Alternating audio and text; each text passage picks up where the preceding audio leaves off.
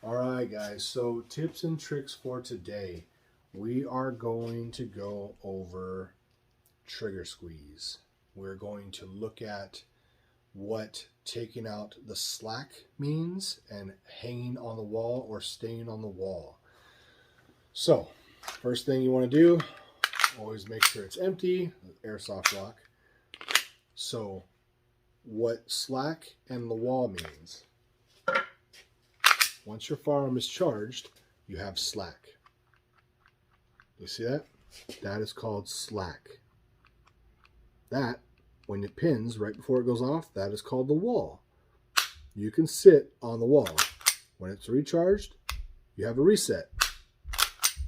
That is called staying on the wall, right? So I want you guys to get used to, with an empty magazine, no round in the chamber, I want you guys to get used to taking that slack out, staying on the wall, feeling when that slack stops, because you should be able to do this with any firearm you have. You should be able to feel the slack gone and when that firing pin is getting close to go off. There are some that you have solid tension all the way back, but there's a point right before it goes off that you should be able to discern when it's going to be, right? I want you guys to work on that. So, two things. When you're at the range and you're engaging, if you want good groups, I would recommend staying on the wall. Now, what I mean by that is, if I'm at the range and I'm wanting to stay on the wall, I wait for that trigger reset and fire again.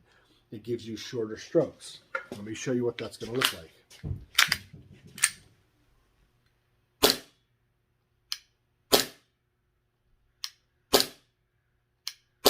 You see how it resets every time in between each discharge?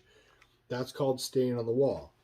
Now, when you come up to presentation, you're going to take that slack out of your trigger. That way, by the time you're at full presentation, that bad boy goes off, right?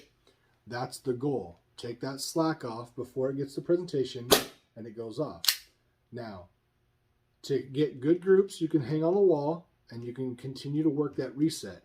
And then after you get good groups, and you got good, solid, zeroed grouping of your rounds, I want you to start getting used to coming out and already being off that trigger in between each round.